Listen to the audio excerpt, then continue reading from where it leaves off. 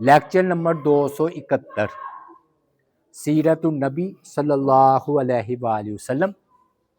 ہم بات کر رہے ہیں کہ وفد آپ کی بارگاہ میں حاضر ہو رہے ہیں اور اسلام کو جو ہے نا وہ قبول کر رہے ہیں۔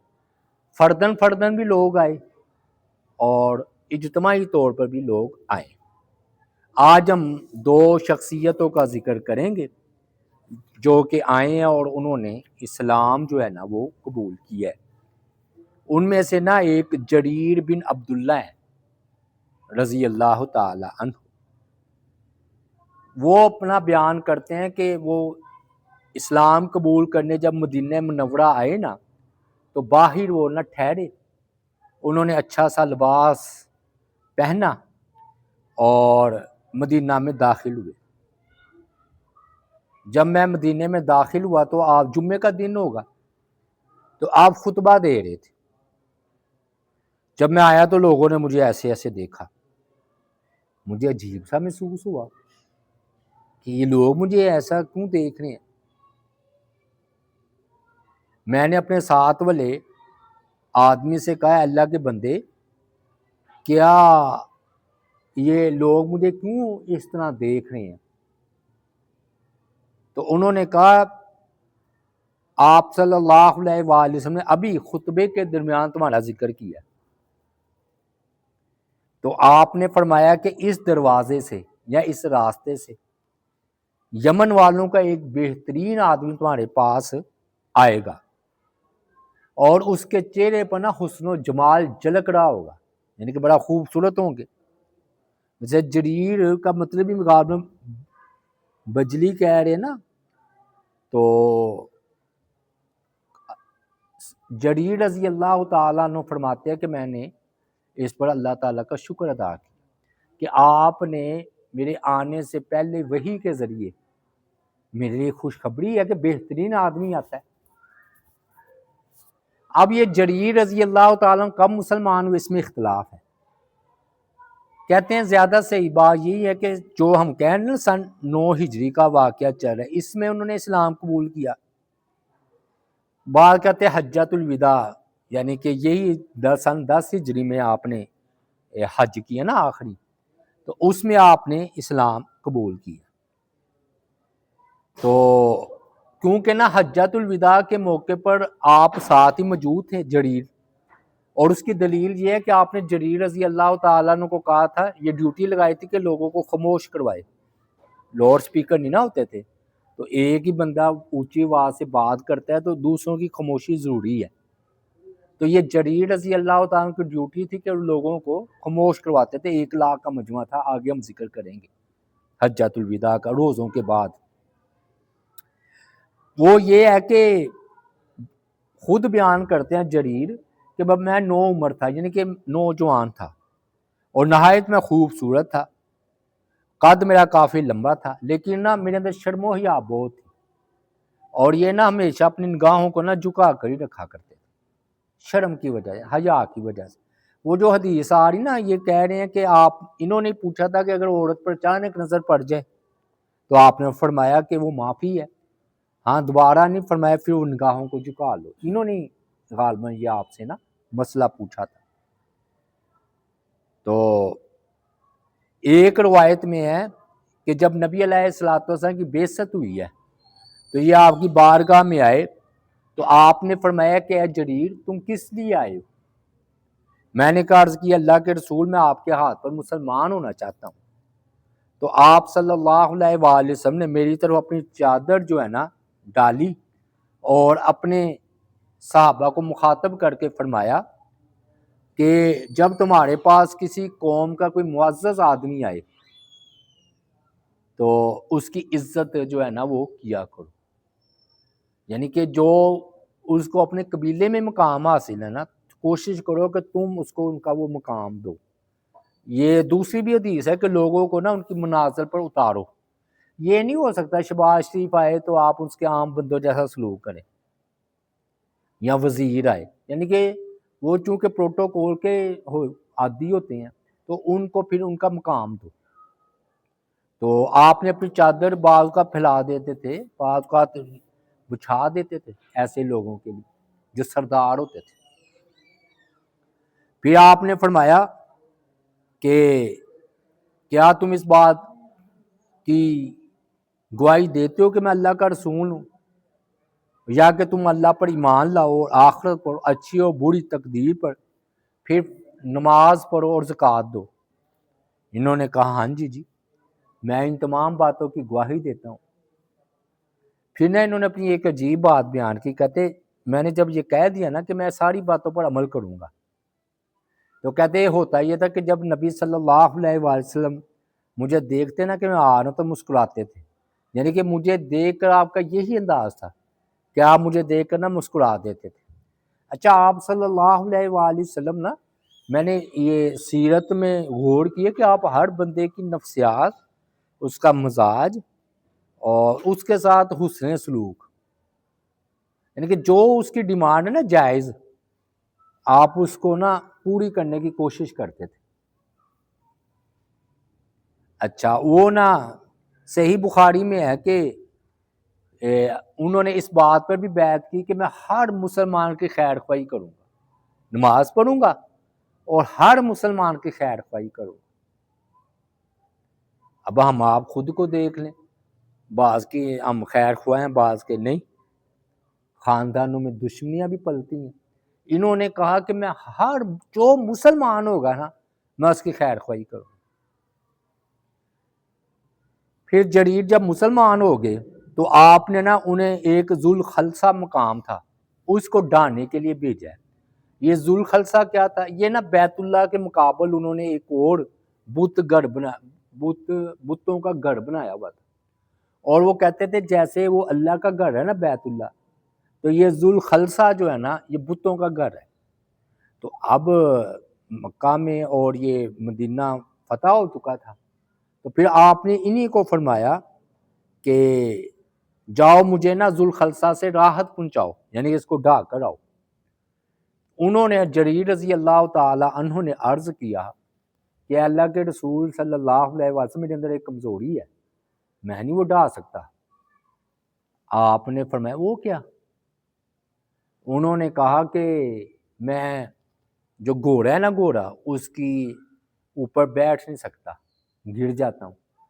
تو آپ صلی اللہ علیہ وآلہ وسلم نے میرے سینے پر ہاتھ مارا اور اس کا اثر مجھے محسوس ہوا، تو آپ نے فرمایا اللہ اسے ثابت رکھ اور ہادی اور ہدایت یافتہ بنا دے۔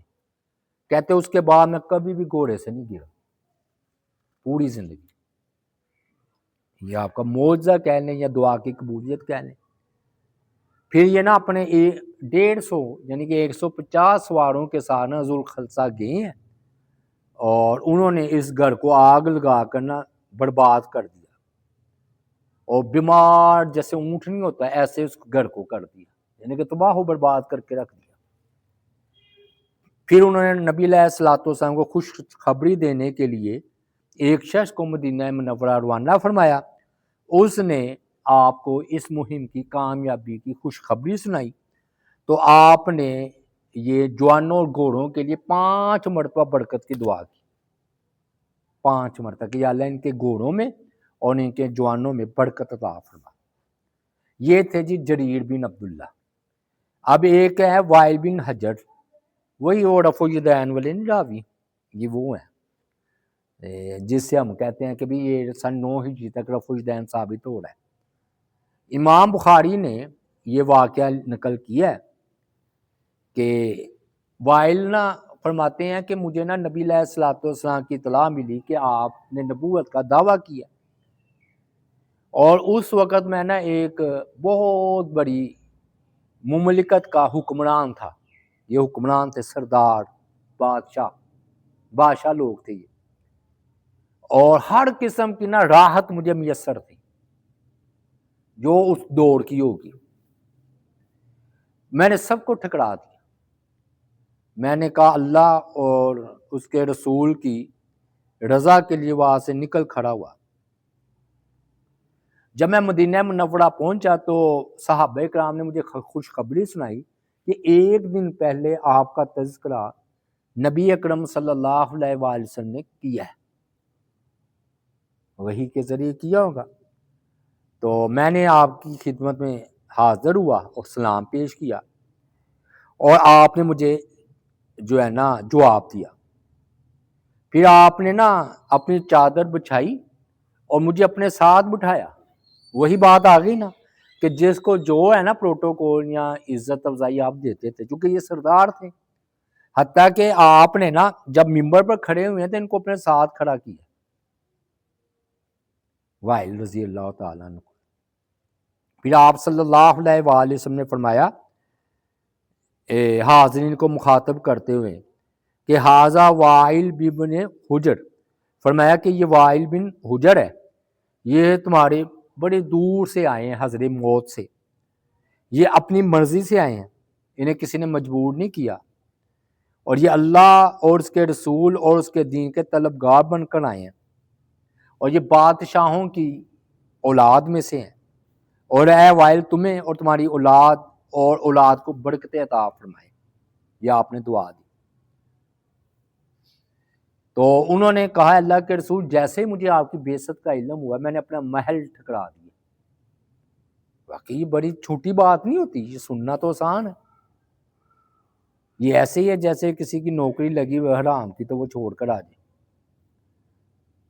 اور وہ نوکری بھی کروڑوں کی ہو، تو یہ محل کو انہوں نے ٹھکرا دیا اور دین سیکھنے کے لیے آپ کی خدمت میں حاضر ہوئے۔ تو آپ نے فرمایا صدق تھا، یعنی کہ تم نے سچ کہا ہے۔ آپ نے پھر صحابہ کرام کو مخاطب کرتے ہوئے فرمایا کہ ان کے ساتھ نا نرمی والا سلوک کرنا، اور یہ بھی اب اپنا ملک چھوڑ کر آئے ہیں۔ میں نے عرض کیا کہ اے اللہ کے رسول میرے خاندان والوں نے میری مملکت مجھ سے چھین لی ہے دین کی وجہ سے۔ آپ نے فرمایا میں تمہیں اس سے دگنا دے دوں گا، کیونکہ آپ بادشاہ تھے نا اس وقت، مکہ مدینہ سارے عرب کے، تو آپ نے جو تم سے لیا گیا نا میں سے تمہیں دگنا دے دوں۔ تو پھر آپ نے ان کو جو ہے نا نماز پڑھنے کا طریقہ بتایا، اس میں رفع الیدین کا ذکر ہے۔ پھر آپ نا ممبر سے نیچے اتر آئے، کہتے میں بھی آپ کے ساتھ اتر آیا، تو آپ نے نا مدینہ میں میری بہترین رہائش کا بندوبست کیا، اور حضرت معاویہ رضی اللہ تعالیٰ کی ذمہ داری لگائی، یعنی کہ ان کو کہا کہ ان کی خدمت کرو، معاویہ رضی اللہ تعالیٰ ابو سفیان کے بیٹے۔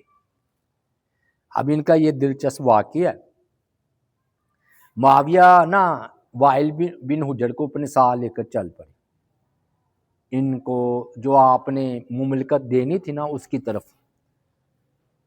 تو وائل اپنے سواری پر سوار تھے، جبکہ معاویہ پیدل تھے، شدید گرمی تھی، اور پتھر جو ہے نا دھوپ کی وجہ سے کنکریاں انگارے بنے ہوئے تھے۔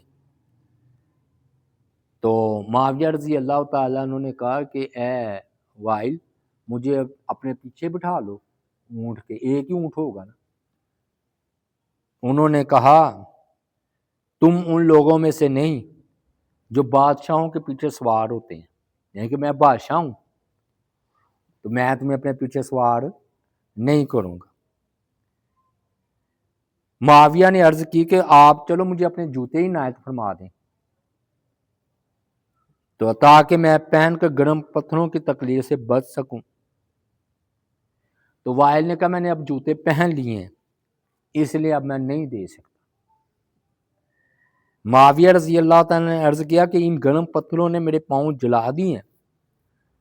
انہوں نے کہا میری اونٹنی کے سائے میں چلو، یہی تمہارے لیے بڑا شرف ہے، یہ میں اونٹنی نہیں لے کر جا رہا، اس کا سایہ تمہیں حاصل ہو جائے تو یہی تمہارے بادشاہ آدمی تھے نا۔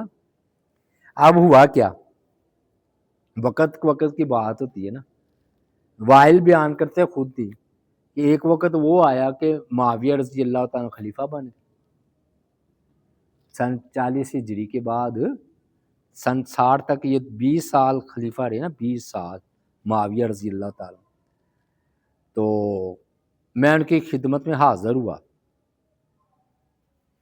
تو انہوں نے مجھے اپنے پاس تخت پر بٹھایا اور مجھے میرا واقعہ یاد کروایا